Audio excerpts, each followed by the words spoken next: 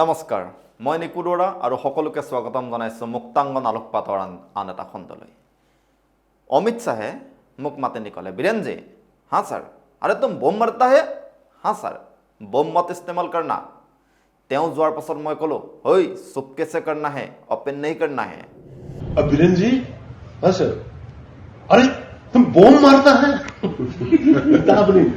बम मारता है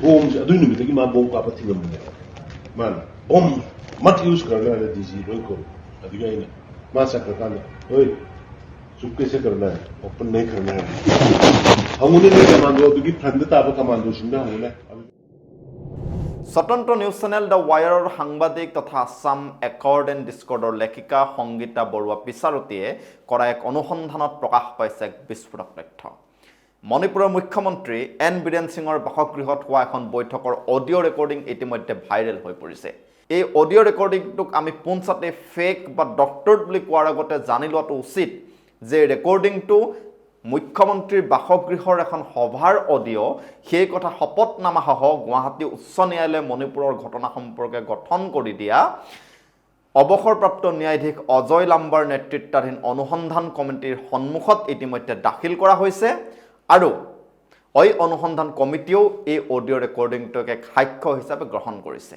এই ৰেকৰ্ডিংটো দেখাৰ কথা স্পষ্ট হৈ পৰিছে যে মণিপুৰৰ গোষ্ঠী সংঘৰ্ষটো এটা পৰিকল্পিত ঘটনাৰ বাহিৰে একো নহয় ৰেকৰ্ডিংটোত কোৱা অনুসৰি দেশৰ গৃহমন্ত্ৰী অমিত শাহে এই সমগ্ৰ ঘটনাৰ সম্পৰ্কে জানে আৰু তেওঁ বম ব্যৱহাৰ কৰিবলৈ মানা কৰিছিল এই অডিঅ' ৰেকৰ্ডিংটোত প্ৰকাশ পাইছে যে মুখ্যমন্ত্ৰী এন বীৰেন সিঙে নিজেই মণিপুৰৰ এই গোষ্ঠী সংঘৰ্ষটো আৰম্ভ কৰিছিল আৰু সেই কথা তেওঁ নিজে স্বীকাৰো কৰিছে তেওঁ কৈছে যে যদিহে তেওঁ মুখ্যমন্ত্ৰী নহলহেঁতেন তেন্তে তেওঁ নিজে হাতত বন্দুক উঠাই যুঁজিলেহেঁতেন আটাইতকৈ আপত্তিজনকভাৱে তেওঁ এই ৰেকৰ্ডিংটোত যিগৰাকী কুকি মহিলাক নিৰ্বস্ত্ৰ কৰি ৰাস্তাত খোজ কঢ়োৱা হৈছিল আৰু ধৰ্ষণ কৰা হৈছিল সেই মহিলাগৰাকীৰ ক্ষেত্ৰত তেওঁ কৈছে যে ধৰ্ষণ কৰা বুলি কি প্ৰমাণ আছে আমাৰ মেইটেই ল'ৰাবোৰে মহিলাগৰাকীক ভিৰৰ পৰা উদ্ধাৰ কৰি কাপোৰ পিন্ধাই ঘৰলৈ পঠিয়ালোঁ কিন্তু আমি ক্ৰেডিট নললোঁ আমি কিমান মূৰ্খ হৈ আছোঁ মই সিহঁতক কৈ দিছোঁ NIA যিকেইজনক গ্ৰেপ্তাৰ কৰিছে তেওঁলোকে পুৰস্কাৰহে পাব লাগে 48 মিনিট দীঘল এই ৰেকৰ্ডিংটোত কিছু অংশ ইতিমধ্যে প্ৰকাশিত হৈছে আৰু এই ৰেকৰ্ডিংটোৱে বহুতো প্ৰশ্ন আমাৰ সন্মুখলৈ লৈ আনিছে কেন্দ্ৰীয় গৃহমন্ত্ৰীয়ে কৈছিল যে মণিপুৰৰ হিংসাৰ সম্পৰ্কে যি অনুসন্ধান চলি আছে তাত মুখ্যমন্ত্ৰী এন বীৰেন সিঙে সহযোগ কৰিছে কিন্তু CBIয়ে তাৰ বিপৰীতেহে মন্তব্য প্ৰদান কৰিছে CBI গুৱাহাটী উচ্চ ন্যায়ালয়ৰ বিশেষ আদালতৰ সন্মুখত কৈছিল যে মুখ্যমন্ত্ৰী এন বীৰেন সিঙে অপৰাধীসকলৰ বিৰুদ্ধে ধাৰা 153A অৰ্থাৎ জাতিগত আধাৰত হিংসা বিয়পোৱাৰ গোচৰ ৰুজু কৰিবলৈ দিয়া নাই এই ৰেকৰ্ডিংটোৱে সদ্যহতে সমগ্ৰ দেশতে উত্তেজনাৰ সৃষ্টি কৰিছে এই ৰেকৰ্ডিংটোত মুখ্যমন্ত্ৰী এন বীৰেন সিঙে নিজেই কুকি জনগোষ্ঠীৰ বিৰুদ্ধে আপত্তিজনকভাৱে কথা কোৱা শুনা গৈছে অৱধাৰিতভাৱেই ৰেকৰ্ডিংটো ভাইৰেল হোৱাৰ পাছত মুখ্যমন্ত্ৰী আৰু তেওঁৰ সহযোগীসকলে এই ৰেকৰ্ডিংটোক ভুৱা বুলি দাবী কৰিছে কিন্তু এইকণত আমি মন কৰিব লাগিব যে এটা ফেচবুক পোষ্টলৈ মুখ্যমন্ত্ৰী এন বীৰেন সিঙৰ ভাতৃ ৰাজেন্দ্ৰ নংথিংবামে ফেচবুকত লিখিছে যে যিকেইজন শত্ৰুক বাতৰি দিছে তেওঁলোক মেইটেই হ'লেও যে এৰি দিম এনে নাভাবিবা জাতিদ্ৰোহী এই পোষ্টটোকে তেওঁ পাছত আকৌ এডিট কৰি লিখিছে এইদৰে We need to find the Meitei traitors who sold us out. বিজেপিৰ ৰাজ্যসভাৰ সাংসদ এল সানাজবাই ফেচবুকত লিখিছে এইদৰে কিছুমান মেইটেই ইতিমধ্যে বিক্ৰী গৈছে আৰু তেওঁলোকে খুব সোনকালে এই জাতিদ্ৰোহী কেইজনক বিচাৰি উলিয়াব তেওঁ 22 আগষ্ট তাৰিখে আকৌ লিখিছে ফেচবুকতে Come on Meitei, don't even know the leader. I don't want to talk. It will be problematic. Will show by action. Enemies are secondary. Meitei traitors should be handled first. Don't want to talk more. আমাৰ প্ৰশ্ন যদিহে ৰেকৰ্ডিংটো মিছাই হয় তেন্তে এনেধৰণৰ ভাবুকি বিক্ৰী যোৱা মেইটেই আদিৰ দৰে শব্দবোৰ কিয় ব্যৱহাৰ কৰা হৈছে যদিহে ৰেকৰ্ডিংটো সঁচা হয় তেন্তে আমি সকলোৱে বুজি পাম যে এন বীৰেন সিং আৰু বিজেপিয়ে মণিপুৰক অতি পৰিকল্পিতভাৱে অশান্ত কৰি আছে কেৱল নিজৰ ৰাজনৈতিক মুনাফাৰ বাবে আজি সমগ্ৰ দেশে প্ৰশ্ন কৰিছে যে এইবোৰ কাৰণতে দেশৰ প্ৰধানমন্ত্ৰী ডাঙৰীয়াই মণিপুৰ আজিলৈকে এবাৰো ভ্ৰমণ কৰা নাই নেকি সমান্তৰালকৈ প্ৰধানমন্ত্ৰী মোদী ডাঙৰীয়া ইউক্ৰেইনলৈ গৈছে তাত গৈ বুদ্ধৰ বাণী বিলাই কৈছে we are not neutral, we are with the peace, অৰ্থাৎ আমি নিৰপেক্ষ নহয়, আমি শান্তিৰ পক্ষত।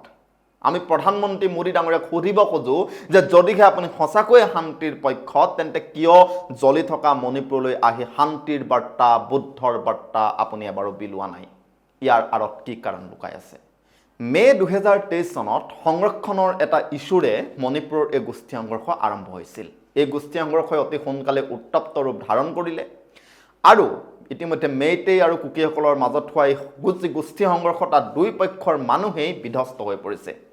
এই গোষ্ঠী সংঘৰ্ষত এতিয়ালৈকে 226 গৰাকী ব্যক্তি নিহত হৈছে আৰু 39 গৰাকী ব্যক্তি সন্ধানহীন হৈ আছে। মেইটেই, কুকি আৰু কুকিজু সম্প্ৰদায়ৰ মুঠ 60,000 গৰাকী ব্যক্তি এতিয়াও নিজৰ ঘৰলৈ আহিব পৰা নাই। হাজাৰতকৈ অধিক মহিলাৰ সৈতে ধৰ্ষণৰ যে অভিযোগ উত্থাপন হৈছে, কিন্তু ইয়াৰ পাছতো মণিপুৰ চৰকাৰ আৰু কেন্দ্ৰীয় চৰকাৰে ৰাজ্যখনত শান্তি স্থাপন কৰিবলৈ সক্ষম হোৱা নাই। কথাই প্ৰতি উত্তৰ পূৰ্বাঞ্চলত আফফা জাপি দি থকা কেন্দ্ৰীয় চৰকাৰে প্ৰয়োজনৰ সময়তে গোষ্ঠী সংঘৰ্ষ ৰোধ কৰাত যি বিফলতা প্ৰদৰ্শন কৰিলে, তাৰ পৰা এষাৰ কথা বুজি পোৱা গৈছে যে কেন্দ্ৰীয় চৰকাৰে মণিপুৰক সম্পূৰ্ণৰূপে অৱহেলা কৰিছে। আমি মুক্তাংগন পৰিয়ালে মেইটেই আৰু কুকিসকলৰ মাজত কোন শুদ্ধ কোন ভুল সেয়া কেতিয়াও নকওঁ, কিন্তু আমি কওঁ যে সমস্যা যিয়েই নহওক, আলোচনাৰ মাধ্যমেৰে প্ৰতিটো সমস্যাকে সমাধান কৰিব পৰা যায়। আমাৰ দৰ্শন আৰু ইতিহাসে ইয়াকেই শিকাইছে যে হিংসা কেতিয়াও সমস্যা সমাধানৰ পথ হ'ব নোৱাৰে। আমাৰ প্ৰশ্ন যে যদিহে এন বীৰেন সিঙে দাবী কৰাৰ দৰে ৰেকৰ্ডিংটো ভুৱা আৰু তেওঁ সম্পূৰ্ণ নিৰ্দোষী, তেন্তে এই সমগ্ৰ অনুসন্ধান প্ৰক্ৰিয়াটো সুচাৰুৰূপে পৰিচালনা হ'বলৈ কিয় তেওঁ এতিয়ালৈকে মুখ্যমন্ত্ৰী পদৰ পৰা পদত্যাগ কৰা নাই? কিয় তেওঁ অপৰাধীসকলৰ বিৰুদ্ধে ধাৰা 153A ৰুজু কৰিবলৈ অনুমতি দিয়া নাই? আমি কেন্দ্ৰীয় চৰকাৰ আৰু গৃহমন্ত্ৰী অমিত শ্বাহক প্ৰশ্ন কৰিছোঁ, যদিহে ৰেকৰ্ডিংটো সঁচা হয়, তেন্তে আপুনি কিয় বীৰেন সিঙক কেৱল বোম ব্যৱহাৰ কৰিবলৈহে বাধা দিলে? আপুনি নিজকে চাণক্য বুলি ক'ব খোজে। আমি কালিও চাণক্যৰ কথা আলোচনা কৰিছিলোঁ। চাণক্যই কৈছিল যে এজন ৰজাই নিজৰ প্ৰজাসকলক পুত্ৰসম আৰু সমভাৱে ব্যৱহাৰ কৰিব লাগে। আপুনি যদি বোম মাৰিবলৈ বন্ধ কৰিবলৈ ক'ব পাৰে, কিয় এইটো ক'ব নোৱাৰিলে যে গোষ্ঠীগত হিংসা, এই গোষ্ঠীগত সংঘৰ্ষ বন্ধ কৰিব লাগে বুলি? যি কি নহওক, এইবাৰ আহিছোঁ আন এটা খবৰলৈ। দেশত নিষিদ্ধ হৈছে 156টাকৈ ঔষধ। এই নিষিদ্ধ ঔষধসমূহ ঘাইকৈ এণ্টিবায়'টিক শ্ৰেণী। আমি সকলোৱে ব্যৱহাৰ কৰি থকা, আমাৰ সকলোৰে পৰিচিত পেৰাচিটামলো ইতিমধ্যে নিষিদ্ধ কৰিছে কেন্দ্ৰীয় চৰকাৰে। আৰু তাৰ সমান্তৰালভাৱে চলি আছে দেশৰ প্ৰতিৰক্ষা মন্ত্ৰী ৰাজনাথ সিঙৰ আমেৰিকা ভ্ৰমণ। সম্প্ৰতি বাংলাদেশত চৰকাৰ পৰিৱৰ্তন, চীন আৰু পাকিস্তানৰ বাংলাদেশত হস্তক্ষেপৰ সন্দেহ আদিৰ পৰিপ্ৰেক্ষিতত ৰাজনাথ সিঙৰ এই আমেৰিকা ভ্ৰমণ বহুকেইটা কাৰণত অত্যন্ত গুৰুত্বপূৰ্ণ বুলি বিবেচিত হৈছে। যি কি নহওক, ইমান সময় আপোনালোকে চাই আছিল মুক্তাংগন আলোকপাত অনুষ্ঠান।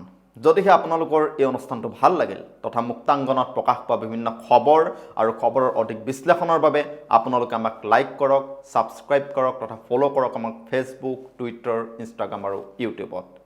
আপোনালোকক পুনৰ লগ পাম মুক্তাংগন আলোকপাতৰ আন এটা খণ্ডত। তেতিয়ালৈকে আপোনালোকে চাই থাকক মুক্তাংগন। আপোনালোক ভালে থাকক। নমস্কাৰ, মই নিকু দুৱৰা।